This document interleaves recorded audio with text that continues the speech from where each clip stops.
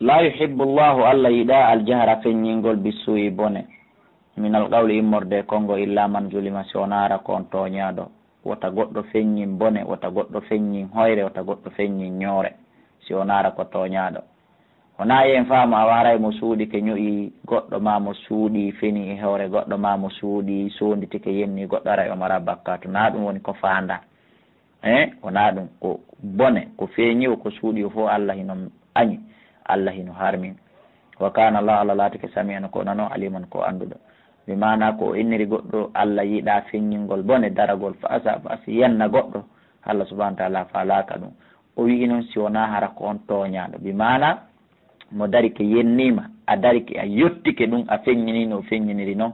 haray an a naata ema par ce que a tooña yettiɗa ko ɗum waɗi ɓe inni hadise selluɗo yennidiroɓe ɓen ɗiɗo bakkatu maɓɓe on hino fawi e adiɗo yennude on hunde kaarima an kadi hunde kaarima haray kala bakkatu koɓe hoynidiri haray bakkatu on ko fawi ko adiɗo yennude on en tant que jaggitali sakkitaɗo yennede on sababu nuzul en koye hoore aboubacre ni siddiqe tigiri goɗɗo goo yennimo awa o yehi kanko aboubacry o wullitoyi kane laaɗo wonde kaari yennilan wi'ilan hunde kaari tawi noon ko hoyre kanude woɓɓe goo fokkiti fildemo kanko aboubacry am sikkano o waway fillitade ɗum sikkano kaari tigui wowlay ɗum hakkude mbat allah inni oye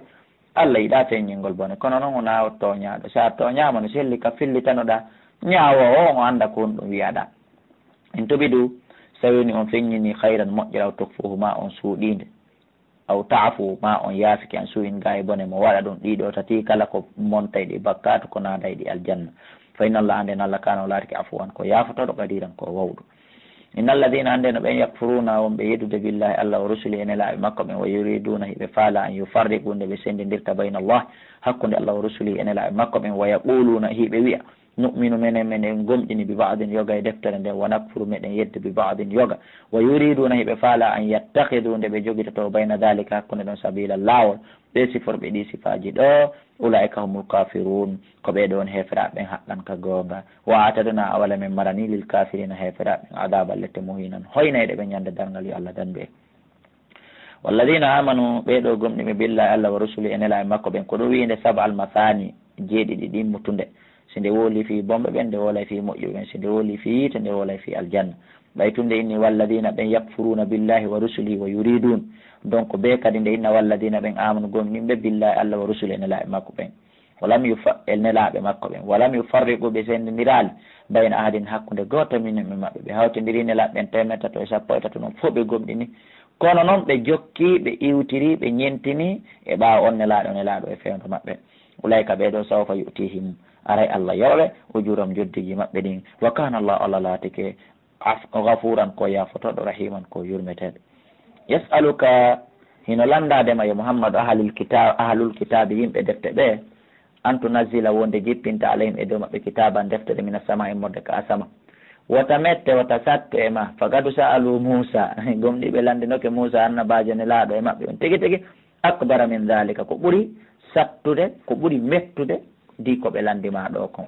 honno ɓe landino annabi Musa fagalu ɓe ni no arina Allah Musa holla e men goye Allah jaratan e kene men yiyamo yitere so na ɗum men gomɗintama ɓay ɓe landi ke ɗum fakadatuhumu soyka haacangon nangue ɓe Jibril haaci e maɓɓe ɓe maayi wona toñugol ɓe bi zulmihim ko saabu tooñe maɓɓe ɗen kamɓe bi zulmihim ko saabu tooñe maɓɓe ɗen kamɓe summa ttakhadu retti ɓe jogiti al ijla ngaari ndi rewetindi kadi min baadi ma ja'atuhum immorde e ɓaawo arde ɓe albayinatu hujjaji feeñuɗi kono Allah daali fa afawna men yaafiɓe an dalika e gaayi ɗum watayna Musa min okki annabi Musa sultanan dalil holluɗo ko nelaɗo annabajo mubinan feeñuɗo wa rafa'na men ɓanti fawqahum sengo dow maɓɓe ɓaawo ɓe yedditi Allah ɓawti ɗum kadi attura fellongo men ɓuringo men yowingo hoore maɓɓe bi misaqihim e saabu firtugol maɓɓe ahadi maɓɓe ndi wa qulna lahum men innani ɓe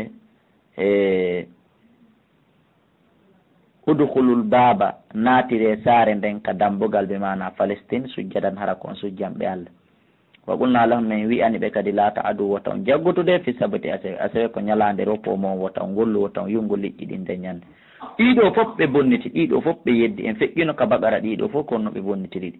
wa akhadna min nange minhum e mabbe modi ko rabbidi ko mithadan ahadiji ghalizan tekkudi bi mana jandudi fa bi mana gadihim jonnon ko sabu firtugol mabbe mithadahum bi ahadiji mabbe do wa kufrihim e keferanka ko mabbe mo yeddugol mabbe bi ayati laaji Allah den wa qatlihimul anbiya e wargol mabbe annabaabe be wayri haqqin ko alda e gonga wa qawlihim e wowlugol be inna qulubuna menen berde amen den gulfun ko sokkiide ko hewde waaju ko sabu ɗum Allah subhanahu wa ta'ala daali men lettiri ɓe Allah daali balsi ko woni ɓerɗe maɓɓe ɗen heewa waaju e taba Allah subhanahu wa ta'ala noti woni alayha e dow ɓerɗe ɗen ɓe kofrihim sabu keferankako maɓɓe ngon waaju ala toon ko noti woni ɓerɗe ɗen ɓe gomɗinta fala yuminuna ɓe gomɗinta illa qalilan sona seeɗa ko neɓuɗa ɓe waajade Allah notiɗe waaju natata wa bi kufrihim e sabu keferankako maɓɓe ngon wa qawlihim e wi'ugol ɓe ala Maryama e hoore nene Maryama buktanan tooñe aziman mawnuɗe wonde nene Maryama zini sabu ɗi konguɗi fof waddi ɓe Allah wa qawlihim e wi'ugol maɓɓe inna menen qatalna almasiha min wari mema sella Isa ibna Maryama ɓiɗɗo Maryama tayle ɓe waralimo rasulullahi nelaɗo Allah daali ɓe fenayi wama qataluhu ɓe waralimo wama salabuhu ɓe fempalimo konko yiyoton no holli e filmuji annabi Moussa no wara no fempa ko fenade walakin sikoni shubbi halom o nandintinana ɓe kamɓe sappo e ɗiɗo natunoɓe ɓen atakugol mo waramo ko e nder ɓen ɗon tigiri Allah ƴetti mbadi makko ndin e riwaya go watti e hoore maɓɓe e watti e goto e ɗimmojo maɓɓe nder toon tawi ko aade maɓɓe wara e riwaya go kadi ko sappo e ɗiɗo hawari yinaɓe ɓen sahabaɓe makko ɓen kanko annabi Isa ko goɗɗo e ɓen ɗon mbaadi annabi Isa andin watta e mum ko on ɗon ɓaɓe naati ɓe wari tawi annabi Isa kañum Allah ɓantimo nabimo kam wa inna alladina andeno ɓen ikhtalafu lutodiri ɓe fihi fi Isa la fi shakkin ɓeni e nder sikkitare min e makko malahum sikkitare hon ɗum woɓɓe inni en warimo woɓɓe wi en waralimo wiɓe ɓen en warimo ɓe inni awa gasi joni ko sappo e ɗiɗo tawɗen nder ga ɗum woni hawari yina tawtimo woni sappo e tato ɓawon inni en wari Isa joni ɓe sappo e ɗiɗo ɓe tawnoɗen nder ga honto ɗiɗaɓon woni ɓay joni ko sappo e goho modi go'a ɓon yi'aka annabi Isa ƴawika kam heddike kamɓe sappo e ɗiɗo ɓen sappo e ɗiɗo koye goɗɗo e maɓɓe mbadi Isa ndi waɗa suka ɓurɗo fanɗude duuɓi on e maɓɓe on ɗon wara heddike sappo e go wiɓe ɓen kadi en wari Isa de ɓe inni awa seede so wi en warali Isa awa honto Isa woni Isa yiyaka e kamɓe mana kala e maɓɓe ɓeeɗano innina Isa warɗen hiɓe jogii dalil hum ɓeeɗano inni ko Isa wara ɓe jogide ko ɗum adi so Allah daali ɓe woni e nder lutodiral fi Isa Allah daali malahum alanaɓe bihi e ko ɓen wolde ko min ilmin immorde e gandal illa tibaa zanni sowona jokkugol sikke wama qataluhu awa qur'an wi en ɓe waralimo yaqinan ka tigi tigi nani balsi koni ko honno feƴƴiri rafahu llahu Allah ɓantumo ilayhi naɓi ka makko heddi sappo e ɗiɗoɓe ɓen o ƴetti mbadi annabi Isa ndin o watte suka ɓurɗo joltude duuɓi waɗi volonté fi kanko yo o ware ɓe ari ɓe wari on ɗon heddi sappo e goo a ko ni feƴƴiri wa kana llahu Allah laatiki azizan ko tedduɗo hakiman ko ñeñuɗo ñaari makko nde wa in min ahlil kitabi ande noon ala hay e goto yimɓe defte ɓe illa la yuminanna be sownaɓe gomɗina Isa qabla mawtihi ko adi mayde makko nden kanko keretiyen jon ko adi o mayde o gomɗinayi Isa a wawi tawina gomɗinal nafa e ngal mo alegoy o hooloto wonde Isa waraka Isa kadi ko jiyaɗo Allah nelaɗo Allah wona annaba wona ɓiɗɗo Allah wona Allah o yawmal qiyamati ñande dargal kadi yakunu alayhim o laato e hoore maɓɓe shahidan seede wonde ɓe shirki ɓe rewimo ele o nelanoɓe ɓe rewmo fa bi zulmin ko saabu tooñe min alladina immorde ɓe haadu alyahudaɓe harramna waɗi ha min harmini alayhim e dow maɓɓe tayyibatin laaɓuɗi o hillata lam daginananuɗi ɓe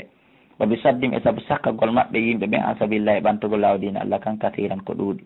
wa akadihim riba e saabu ñamugol maɓɓe riba jogitagol maɓɓe riba e saabu jogitagol maɓɓe riba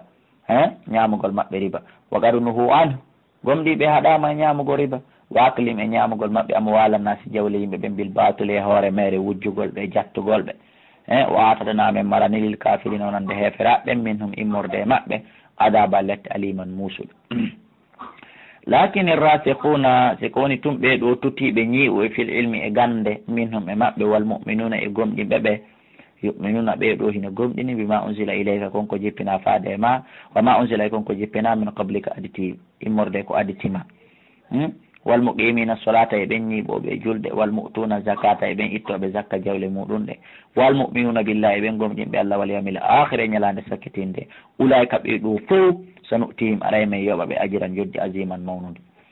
إنا من أوحينا من وحيني إليك فادي ما محمد كما أوحينا وانا من وحيني إلى نوح فادي النبي نوح والنبيين ينبع بهدتي من بعد بامك وأوحينا من وحيني إلى إبراهيم فادي النبي إبراهيم وإسماعيل النبي إسماعيل وإسحاق النبي إسحاق ويعقوب النبي يعقوب الأسباط يتاني رابع بيدو به وعيسى وأيوب ويونس وهارون وسليمان وآتينا داود من أوكي داود زبورا دكتوريتين الزبور كوي أو آية دوتون هي أتون آية غوتو ka embere ɓe annabaɓe ɗo fo janta inde muɗum e nder aya goto ko yo aya ɗo tun taw tonnu ɗon tawa aya go annabaɓe ɗiɗo no yewta e nder matato kono wano nombre ɓe annabaɓe ɗo fo tawa hino yewta e aya goto ko yo ɗo tun woni ko yo tonnu wa rusula ene laaɓe go kada kasasunam gom ɗi min qissanikema fi maɓɓe alayka e dow ma min qablu ko adi wa rusulan ne laaɓe go kadi noton lamna ɓususum min qissake fi maɓɓe alayka e dow ma ɗon andi nelaɓɓen ko ɓe temetato e sappo e tato en yewtaka ka Qur'an ga hay inɗe capantato donc on andi ko seeɗa yewta ɗen seeɗa woɓɓe en yewtaka wa kallama Allahu Musa Allah yewtidi annabi Musa takliman e konnguli rusulan ɓe nelaɓe fo mubashirina koɓe weltinoɓe wa mundirina koɓe hulɓinoɓe koɓe objectif goto li Allah yakuna linnas fi wata latano yimɓe ɓen alallahi ka Allah hujjatun dalil bada rusuli ɓaw nelaɓɓen o andi si Allah nelano nelaɓe ɓen o acci ha ñande darga o inni kumbu wi hunde kaari a ɓawa waɗi hunde kaari mi lettay on ma ɓawa waɗal hunde kaari mi lettay yimɓe ɓen heɓayno gonga heɓayno prévé hoore Allah Allah o e sa yimmin no woɓɓe no haalana min ɗum waɗatake min waɗatano ko ɓawa min anda waɗatake jonno dalil alana yimɓe ɓen ɓawne laaɓe ɓen ari saabu kala ko harmi kon ɓe ɓangini kala ko dagi kon ɓe ɓangini Allah waɗen jaɓoɓe koɓe yamiri kon pottito koɓe haɗi kon wa kana Allah Allah laatiki azizan ko teti hakiman ko ñeñuɗo e ñaare makko nden lakin illahu koni tun Allah yashhadi mo seediti bima anzala konko o jippini ilayka faade ma anzalahu o jippiniri ɗum bi ilmi saabu gandal makko ngal kanko Allah wal malaikatu malaikaɓe ma yashhaduna no seediti donc an sa seeditaki Qur'an ko gonga ko an tardi o kafa billahi Allah yoni shahidan seede inna alladina ande no ɓe kafaru yedduɓe wa sadduɓe sakki yimɓeɓen an sabilillahi e ɓantugo lawdina Allah kam gadu ballu gomɗiɓe majjir dalalan majjere ba'idan woɗɗitinde gonga inna alladina ande no ɓen kafaru yedduɓe o zalamu ɓe tooñi lam yakunillahu Allah wonali li yawfira lahum himo yaafoɓe fes wala li yahdum o fewnataɓe kadi tariqan e laawol yaha e ngolngol ka aljanna illa tariqa jahannam so wona laawol yiite jahannama ngol ngol ɗon o fewnayɓe e maggo khalidina ko ɓe luttinteɓe fiha e nder ngol ɗon abadan pooma wa kana dhalika waɗugol ɗum laatiki alallahi kalla yasiran ko welani ɗum mo fi mettanamo fi ya ayuhannas kono yimɓe kadi ja'akum gumɗi ari on arrasulu nelaɗo kadi ja'akum gomɗi addani on arrasulu nelaɗo bil haqqi gonga kam min rabbi ko immode ka jomum ɗon Qur'an so jaaɓi fa aminu gomɗine hayran lakum ko ɗum ɓuuri on moƴƴande wa in takfuru son yeddi on salike ko onon perdi fa inna lillahi saabu ande no wodani Allah ma fi samati bihi kono koko kammuli wal arde ka leyɗum ɗo fof kanko jeeyi wa kana Allahu Allah laati ka aliman ko anduɗo hakiman ko ñeñuɗo e ñawre makko nden ya haral kitabi kono yimɓe defte la tahulu wata on feƴƴintin wata on luggin fi dinikum e nder dina moɗon kam haka Allah yamiri on ɗon golle ha ɗon haka o haɗi on ɗon acca wata on harmin ɓeydi toon ka harmini ɗon wata on farle hoore mum ɓeydi toon ka o farli ɗon wata on hullut hoore hullutinnaare andi al yewde an nasara no woodi e maɓɓe wiɓe kañum jombatama jombatake pasteur ɓe maɓɓe ɓen imamuɓe maɓɓe ɓen wona Allah neli ɓe ɗum ɗon ɓe feƴƴintin e hoore noon kon ko ɓe woli ɗum kadi ko fenande ɓe wiide ɓe jombatake ɓe waɗidirde zina ton wala taqulu wotan wolu kadi alallah liɓa e hoore Allah ilal haqqa si wona gonga innamal masihu ande no Isa mema si Allah Isa o ibnu Mariama ɓiɗɗo Mariama o rasulullahi ko nelaɗo Allah wa kalimatuhu ko daalol Allah alqaha ngol o feri ila Mariama faade nene Mariama wa ruhun min ko ruhu immorde e makko fa aminu billahi gomɗine Allah wa rasulu e nelaɓe makko ɓen wala taqulu wotan wiu annabi Isa salatatun ko tataɓo e tatoɓe in taw haɗiti ɗum moƴƴana on ko haɗitagol ngol hayran lakum ɓuuri on moƴƴande innama Allah ande no Allah ilahun ko reweteɗo wahidum goto ɗiɗaɓo ala tataɓo ala o mara ɓeygo o mara ɓiɗɗo subhanahu laɓal woda ni Allah an yakuna lahu nde latantomo wala ɗum ɓiɗɗo haaju Allah alayi ɗum o feƴƴi ɗum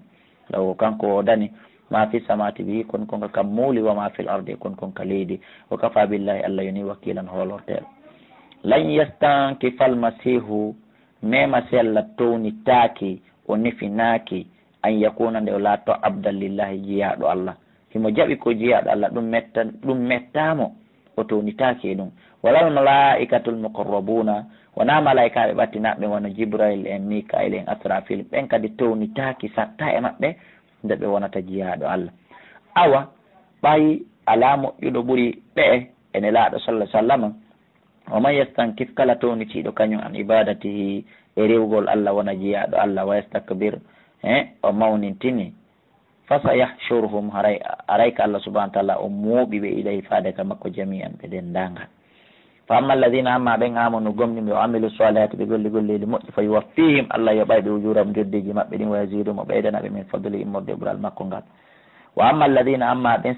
istankafu nefininoɓe towniti nde wonata jiyaɗo Allah wastakbaru ɓe mawnintini ɓe inni kamɓe ɓe feƴƴi rewgol Allah nandi fa yuadibum aray Allah lettaɓe adaba lette aliman musude wala yajiduna lahum heɓantake ɓe min dunillahi ko hewta Allah waliyan giɗo wala nasiran wona wallowo ya ayuhannas kono yo yimɓe kadi ja'akum gomɗi ari on burhanun dalil min rabbi ko immorde ka jomum laaɓuɗo pas wa ansala o jippini ilaykum faade e moɗon nuran an noora ɗum wonde qur'anare mubinan feñude fa amma alladina amma ɓen amanu gomɗiɓe billahi Allah wa atasamu ɓe jogiti bihi ka makko fa sayudkhiluhum aray kanko Allah o naadaɓe fi rahmatin minhu e nder yurmede immorde ka makko ɗum woni aljanna wa fadlin e ɓural wa yahdihim o fewnaɓe ilay faade ka makko suratan e laal mustaqiman fiwgol yastaftunaka hiɓe landadema e landal ɓul yetaɓe Allah yuftikum o humpitino on fil kalala fi ko wiyete corona jala mi mana mayɗo gorko ma sonnajo maya tawa ala ronoɓe hiɓɓiɓe mo proche ko ɗum wiyete rona jala inemo ɗum so tawi woni neɗɗo halaka o maayi laysa lahu hara latanaki mo wala ɗum ɓiɗɗo wala uktun harano himo mari bandirawo debbo fala arayno wodani on bandirawo debbo ɗon nisfu ma taraka feccere jawdi ko acci kon kanko gorko mayɗo on wowa kanko gorko on kadi yari suha ko ni o ronirta bandirawo makko debbo on si on kadi mayiri ni illam yakun laha si latanaki mo wala ɗum ɓiɗɗo gorko on si mayi mara nene mara baba mara ɓiɗɗo mara ɓeyngu ko bandirawo goto o mari bandirawo makko on ƴetta feccere jawdi makko ni kone ni kadi si debbo mayi mara nene mara baba mara ɓiɗɗo mara moodi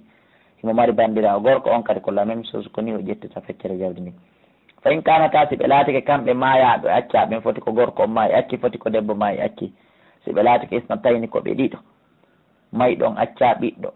acca nene acca baba acca moodi acca ɓeyngu falaw mara no wodani ɓe kamɓe ɗiɗi asulu sani tata ɓe ɗiɗi jawdi min koye fecce tati ɓe ƴetta pecce ɗiɗi mimma taraka immorde ko mayi ɗon acci kon wa in kanu si ɓe laatike ihwatan ko ɓe nene gotoɓe rijalan wa nisan worɓe rewɓe bus haray ko kamɓe ɗonata jawdi mayɗo on konno ɓe sendirta falidakkade mislu hazir fayayn hino wodani gorko goto embere ko rewɓe ɗiɗo ƴettata yubayyinu llahu lakum Allah subahana wa taala ino ɓanginana on laɓɓinana on ɗe ayaje makko anta dillu fi wata o majju wallahu kanko Allah bi kulli shay'in kala hunde alimun ko anduɗo seede on kala hunde ko anduɗo si on yii Allah inni yo gorko ƴettu geɓal embere ko rewɓe ɗiɗo ƴettata mi mana yo gorko ƴettu 1 million misal rewɓe ɗiɗo goto kala ƴetta 500 000 ndaare gorko ko kanko mari ɗaɓɓugol debbo